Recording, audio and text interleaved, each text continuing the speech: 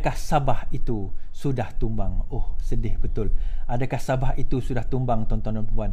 Kesedihan yang tidak dapat kita nak rungkaikan hari ini apabila sedih ke? Alah, relax korang sedih ke? Tak sedih. Dua adun UPKO keluar parti, kini mesra dengan PN. Dua adun UPKO ni telah mengisytiharkan mereka keluar parti. Gabungan Parti Kerajaan Pimpinan Warisan baru masih memegang 2/3 majoriti dalam DUN. Dia kata apa? Si Mamat ni lah, dia kata, Hamzah Zainuddin, saya ke Sabah atas urusan kerja, bukan hal politik. Hamzah Zainuddin sekali tengok dia bergambar pula dengan UPKO yang melompat. Sebelah tu bukan YB James Ratib yang baru keluar UPKO menyokong PN. YB tawarkan apa tu? Cerita kat kami pun nak tahu juga. Dia tawarkan apa sebenarnya? Okey, ini tawaran yang dibuat. Sebelum itu saya nak ceritakan bahawa ada tawaran-tawaran yang dibuatkan oleh mereka ini. Ada tawaran-tawaran yang dibuatkan oleh mereka ini. Tawarannya apa? Kontrak ratusan juta Punca Limus dan juga James tinggalkan UPKO. Yang ini bukan saya cakap, yang ini dicakapkan oleh Datuk Limus, oleh Ketua Penerangan Warisan Sabah, Datuk Yusof Yaakob berkata. Dia kata alasan lompat parti membela nasib rakyat yang digunakan oleh dua adun UPKO iaitu Kuala Penyu Datuk Limus Juri dan Sugut Datuk James Ratib hanyalah retorik semata-mata. Sebaliknya tindakan mereka berpunca daripada kepentingan peribadi. Dia kata dia berkaitan, Limus ini berkaitan dengan sebuah syarikat Pewira Progresif Sdn Bhd yang mendapat kontrak pembinaan lebuh raya Pen Borneo berjumlah 385 juta ringgit. Manakala Datuk James Ratib pula merupakan antara kontraktor yang mendapat manfaat daripada Kementerian Luar Bandar dan Wilayah. Justru tindakan mereka adalah demi kepentingan peribadi masing-masing dan bukannya untuk rakyat. So tak nak projek kena batal, tak nak projek kena tarik balik, tak nak projek kena sekat, tak nak projek kena itu, tak nak projek kena ini, maka kami membela rakyat demi kerana rakyat, kami nak melompat kepada PN.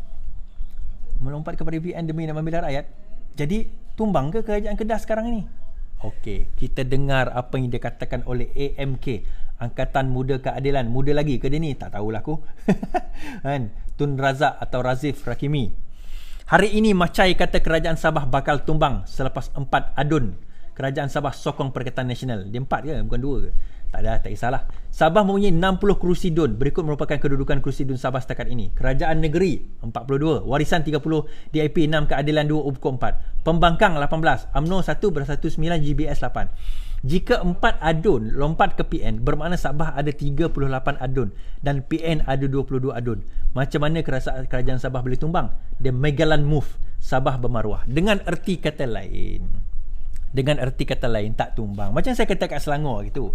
Selangor tak tumbang. Namun begitu, Selangor kena pastikan Biro Exco Agama itu kena keluarkan daripada Menteri Besar, kena wujudkan satu Exco Agama. Saya cadangkan daripada amanah, saya sebut Ustaz Fakrul Razi semalam, kerana agresif dia, kerana dia punya kebolehan, dia ustaz kan. Jadi biar dia rancang macam mana nak menghadapi, sebab PAS sekarang ini menguasai masjid-masjid di Selangor. Sama juga dengan Sabah ini, dia tak akan boleh tumbang kan? Bukanlah mustahil nak tumbang, sebab kita kena faham kan? Kita kena faham politik ini dynamic, anything can happen. Tomorrow never die. Tomorrow anything can happen. But yang paling penting untuk kita nak bawakan sekarang ini adalah kita nak memastikan Sabah dalam keadaan stabil. Sabah dalam keadaan masih stabil. Jangan kita risaukan benda itu, insya-Allah. Dan kita kena pastikan bahawa Sabah ini akan tak goncang. Sabah tak goncang. Kita tengok Selangor tak goyang, Negeri Sembilan tak goyang, Penang tak goyang. Negeri-negeri ni masih lagi tak goyang. Wilayah pun tak goyang. Wilayah persekutuan tak ada kira sebagai negeri lah kan. Tapi negeri-negeri ni kita masih lagi tidak goyang dan kita masih lagi kuat dan kukuh. Di dalam negeri-negeri ini kita tidak menjadi masalah. Dan kita pernah ada paling sikit pun pernah 2008 Selangor masa itu dia menang 5. 2013 kita hanya 3 negeri. Selangor masa itu, Kedah, Selangor, Perak dan Kedah kalau tak silap, yang 3 negeri yang kita masih pegang. Selangor, Penang dan Perak masa itu ke Kedah masa itu, tak ingat, salah satu. Penang Perak yang kita masih pegang pada masa itu. Jadi dalam keadaan itu pun 2000 PRU ke-14 kita berjaya menguasai. Namun begitu sekarang ini dinamika dia sudah berubah.